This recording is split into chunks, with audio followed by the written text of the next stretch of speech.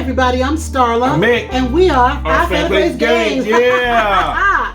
And welcome to our preview of Wicked and Wise, published by Weird Giraffe Games, designed by Fertessa, Allyse, and illustrated by Beth, Sobel. Now, family, this is a Kickstarter, and it's gonna be in this. We played a prototype, so like we always say, things might change, things might stay the same, and remember, do your research. That's right. Now, we're gonna learn a lot more about this game and a lot more about the objectives from Starla. So here we go.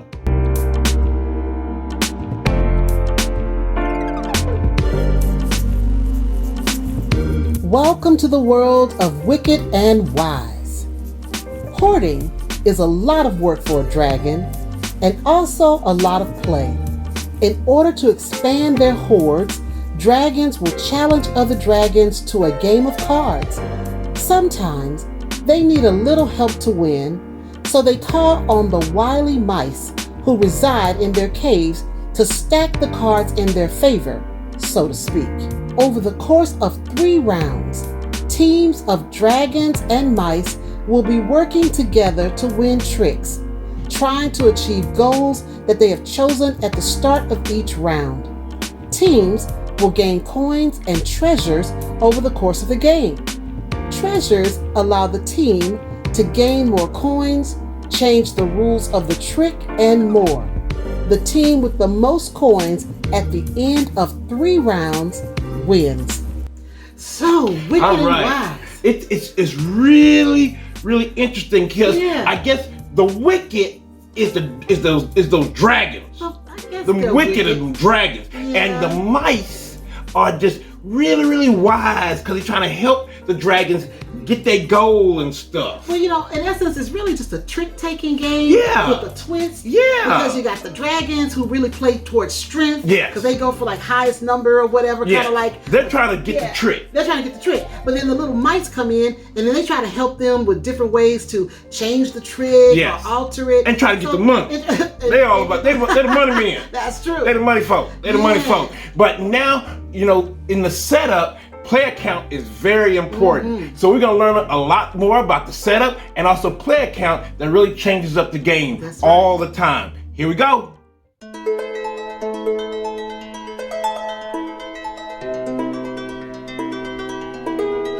Setting up the game can vary, but a basic setup starts with separating out the role cards based on the chosen player count.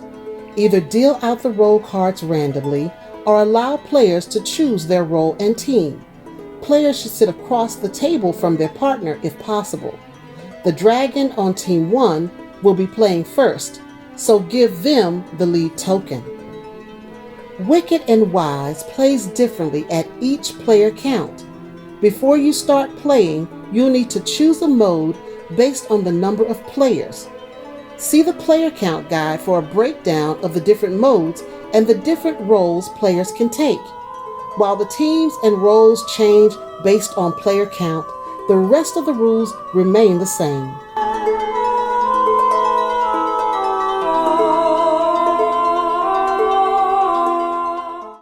All right. So it's real interesting how you have teams, and then if you don't have teams, you play, the dual roles of the dragon and the mice. Yeah, and for somebody like me, I'm not a big co-op person. Yeah. So to play it as a 2-player, where I can be my own team of Your one. own team of my one. own team of one. Yeah. It really worked out a lot for me. I mean, I guess I guess I can say I don't really mind teams per se because I like to play spades. Yes, you do. And with spades, you play as a team. Yeah. I guess I just don't like co-op. But each side in this one, even though it's a trick-taking game with teams, each team is strong, and really you have to really work together with your teammate in order to win. And that's where that player count thing comes in, because 2-player game, you're playing both dragon and mouse. Then with a 3-player game, somebody's a dragon, somebody's a mouse, and then somebody plays the dual role, and it changes according to the number of people. And then also in this, you have table talk where they, Fertessa the designer put in a table talk section where it can be tougher table talk, or you can talk table talk a lot. Yes. So it can really change up the game. It can. It can really change the game, and that's very interesting. Very interesting. But it's almost like with spades, which I'm kind of familiar with. Yeah. Where the lead card has a high. If you're going with a high number, that number's going to win. But then there's also where the mice come in, and they can change it to where the low number wins, which kind of reminds me of bid whist. Yeah. Where bid whist, you can go uptown where high numbers are going to win for the dragon, or you can go downtown where low numbers win for the dragon. Now I don't know nothing about that. I don't know nothing about all that. But I mean, it's kind of to me a combination. You're the card player. You're the card player. You're the card player. And it's kind of a combination of the two. But it's an interesting way the game was devised to where the mice they were just focused on strategy and the abilities of the cards to help you win. Because in the round, because you have it's 3 rounds. Yes, 3 rounds. 3 rounds of 5 tricks. 5 tricks. Yeah. That's right. So in the round, you first, the dragon, goes first. Yes. The dragons go first, and you try to win the trick. That's right. Then the mice come along and you play their hands. And they can change up everything. And they can change up everything. So even though you might lose that first round and with that first lay down, the mice can help you ultimately just win the whole, trick. Because they may allow you to put a trump card down, and the trump card will take everything. Yeah, which are the gem cards. The gem cards. That's right.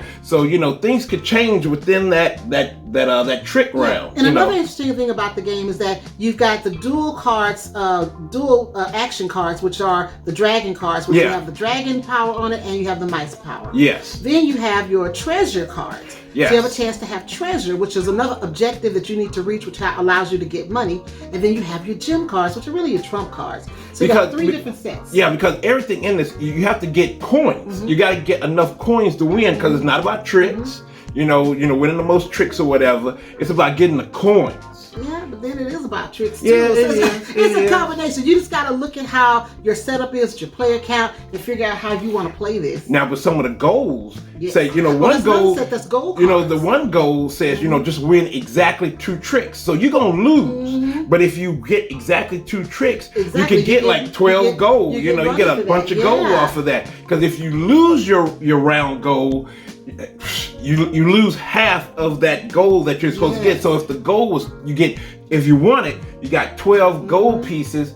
If you do bad, you got to kill half of your gold. So that means 6 gold is out of your pocket. I know. So you got to be conscious about that gold. Constantly thinking about all the different ways to win this game. It's not just high card win or low card. You got a lot to think about. You got a lot to think about. And again, that player count makes the difference. Yeah, because I probably sounded crazy with the gold thing. I probably sound crazy. No, it makes a lot of sense. But it's at the end of the game. Yeah. The person or the team with the most money wins. Ultimately, that's it. Yeah, so you're trying to figure out a way to win the money. And you got to figure out how to get that money. Exactly. Through gold, through trick taking, everything. Exactly. You got to figure, and then also you get gold from the cards. You do. So you got to figure out all that. So it's not a simple trick taking game. It's a little complex that you got to use some strategy with. There's definitely, you have to figure out a strategy. Because I know when you and I played, I went for the strategy of like a card player. I went for dragon strength. You're thinking, okay, I'm gonna do high card win, or if I get a mouse that says low card win, I'm gonna go that way. You, on the other hand, you use the strategy of your gold cards and also your round cards. And that made a difference, and you won. I won, family. I won. But, so that makes me, next time we do this game, I have to rethink my strategy. Yes, you do. I have to rethink, because I can't keep letting you win. You got to. But I'm gonna keep winning though. I'm gonna keep coming. I'm gonna keep coming. Win. So next time I'm gonna rethink my strategy. Because see, my mice be talking to me. My mice be talking to me. They be talking to me. So yeah. Well, I guess I need to get some better mice. You know it. But the thing is, we say, family, this is a Kickstarter. Research, look at it. Don't take a word for it. Look at it. See if this is right for your family, and see if this is right for if you want to play this or not. So just check it out, because things are going to change, because we just played a prototype. We played a prototype, so we know a lot of things are going to upgrade, and there may be some changes to the rules or anything like that can happen between now and when it comes out. Yeah, but definitely the player count, and I'll just say one last thing, the player count really matters. It matters. Yeah, it does matter. So you got to really look at the player count, because it changes everything. Exactly. And that makes a lot of replayability in it. I agree. So, So, Starla. the one thing I want to say is, where can people find OFPG out here in the land of social media and TV? Well, if you're looking for Our Family Plays Games, you can find us on Facebook, Instagram, Twitter, right here on YouTube. Right here. And if you're in Omaha, Nebraska, you can find us on Cox Channel 22, K-POW, Saturdays at 8:30 p.m. and Tuesday at 4:30 p.m. Now, family, make sure that you give us comments, talk to us. We love talking to you. And always know, always know, we love you. All right, everybody, this is our preview of Wicked and Wise. We hope you enjoyed it, and I hope you guys have a great day. All right. Bye-bye.